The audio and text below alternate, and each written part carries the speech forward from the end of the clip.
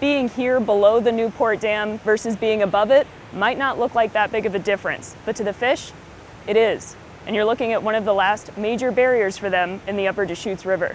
The Mirror Pond Fish Passage Advisory Committee holding a meeting on Wednesday morning to move forward into Phase 2, meaning the committee will start its final report to submit to the City of Bend for approval and decide the method of passage for fish through the dam. Fish ladder, a kind of canal that would go around the dam. We call that a nature-like fish byway, which is kind of a funky term, but that's what they're calling it, and a rock ramp.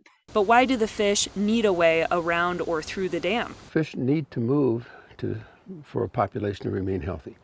That's just in the immediate, but even more fundamental is what's called genetic diversity.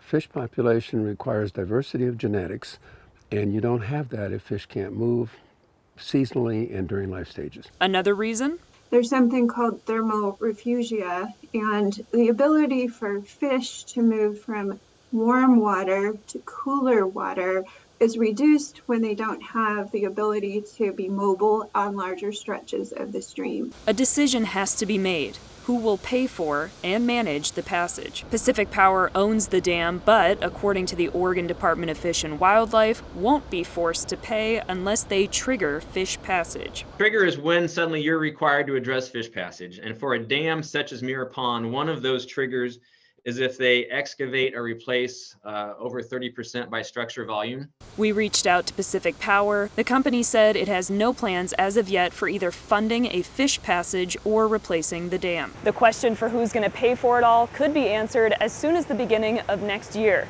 Morgan Gwynn, Central Oregon Daily News.